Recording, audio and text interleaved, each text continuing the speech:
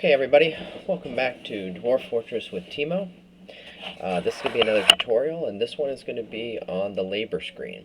As you can see, I've already got it opened up here, and it's populated a little bit. I decided to grab, this is actually my personal fort I'm sharing with you a little bit, but I'm pretty much just going to be using the labor screen.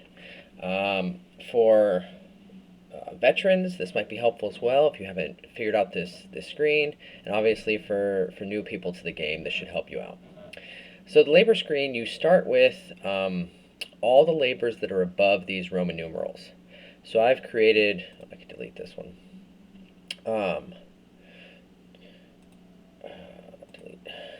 The Roman numerals are all ones that I've created. The ones above it are what you start on a new embark. For the new embark ones, I believe you start with a miner, a woodcutter, a hunter. That might be about, or a fisher dwarf. Possibly it gets selected. I can't remember. It's been a while since I've done an embark, but just a few of these get selected and the others don't. I'm going to go to plant gathering because I don't think anybody has it. So if nobody has something selected up here at the top, it will automatically trigger to everybody does this. If I were to say tell this person to be a plant gatherer, it will automatically swap over at the top here. You see only selected do this. If I click back on everybody does this, you see that this check mark is now kind of grayed out. I still have it selected for them, but I've told everyone to do it. So it gives a lot of flexibility. You can also do nobody does this. You can see it goes red. It gives you a lot of flexibility with just a couple of button clicks for kind of quickly doing something without changing your preferences. So if I've made, maybe three plant gatherers here, and I want those ones to gather. But for some reason, I'm not getting, say some of these people are busy, say a couple of them I've put in the military and they're working, and one became a noble, and so nobody's really doing it, and I really need to get some plants. I can just come in here and just click once, and now everyone will want to go get plants, and I don't have to go and pick new plant gatherers. Also, if I've got some plant gatherers selected, and a siege shows up, and I haven't built burrows yet, and I don't want them to take jobs that are outside my fort, I can just come in here and say nobody do this. So now they won't do those tasks. So it's some quick button clicks to just go back and forth. Also, you can see here that I've got a couple of red icons here, and that's some miners. So I think I was shown another, or no, I was just trying to clear a large area on this fort. And so what I had done is they weren't mining as fast as I'd like them to. So all I did was come in here and toggle these to red. And what that means is only do the tasks I've told you to do. And the only tasks I've given these two guys is mining, and this one is doing both mining and planting. And so as soon as I toggle that to red, these are the only actions they're taking, which means if there's nothing to mine, they're going to go relax and have fun. So again, it's one of those quick things where you've got a job that's not getting done, and you want somebody to definitely go do it. Say it's the start of a new season and you definitely want some fields planted, you could just come and select all your planters and say, hey, planters, go ahead and get that done. Right after you see, essentially right after you see the game autosave, if you haven't changed your autosave settings, as soon as that finishes, you could come select this on everybody that has the planting and make sure that they get to those fields right away, and that's what they do. So you can get your full harvest in. The other thing to remember with this is anything that's not on the list just defaults to everybody does this. So if you're worried that, say, a workshop is not going to get built and you're not sure that anybody's got the right job to build the workshop, well, by default, when you start a new game, absolutely everybody is going to build that workshop because you haven't messed with any of the labors. None of these labors deal with a workshop. So you don't have to worry about that. Also, by default, everybody is going to be the stone cutter right here.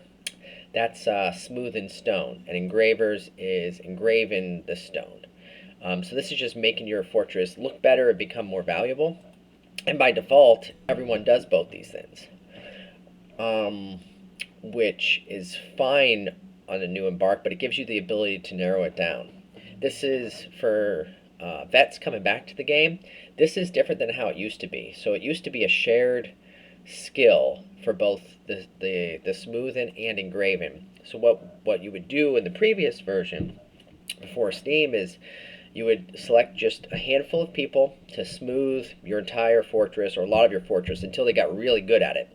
Then once their skills were high, you started engraving the areas that you wanted to get even more value of, and the engravings themselves had a quality to them, and so you didn't want to be engraving with people that weren't very good at it. Now it's two different skills, which means when you're engraving, you actually probably want to start similar to where you would smooth your whole fortress. You probably want to start engraving places that it's not as important to have high value. Like maybe you engrave the beginning dormitory that you've created for incoming dwarves, or you engrave, say, some workshops or something like that, or some hallways. And then once their skill gets up a little bit, then you start engraving stuff like maybe do all of their individual bedrooms. And then once the skill is really high with those engravers, then you start doing stuff like your nobles' quarters or your great hall and that kind of stuff. But it makes it so that your stone cutters, you could either always leave it on everybody does it, so that everyone just blows through the stone cutting together. Many hands make light work. Or if you do assign some people, you can assign quite a few people to it. You can see here that I've got a lot of people with some stonecutter skill because I've just kind of left it open and everybody's been working on it. Although it has been a while, I've had a lot of income in since I've done a smooth, I believe. Hauling is another one that pretty much I always leave to everyone does it. Again, if there's some people I don't want to be hauling, I go around the route of just focusing them for a little bit rather than trying to find the people I want to haul. If you want, you can pick a few haulers that go around and carry everything for you, and you could set them to just do that. All right, so that's kind of how work details work. Now for creating new ones, it's kind of a neat interface. So gem cutting, I've got one guy that does it. He's the only person that I have doing it. He also, I put him to be a engraver as well when he's not gem cutting. But the reason I want just one gem cutter, or I've made just one gem cutter selected, is that I want that person to get a lot of skill and get a lot of quality out of those gems. Same thing with my weaponsmithing and armoring. With these, I've actually selected 2 people, but I've kept a very small amount of people. I just selected this new guy to start training it because I wanted a backup. So with weaponsmithing and armoring, you don't want a lot of dwarves doing it because you want to get to high quality weapons and armor. Then I also have one dwarf. My chief medical dwarf is really good at a lot of stuff. So I gave him the head doctor set in itself is, and I'll actually show that. So I did an add new work detail. And what's neat about these work details now is when you're creating it, it doesn't have to be just one thing. So this head doctor is a set-in where I actually made it, I think, multiple things. I think I made it like all 4 of these.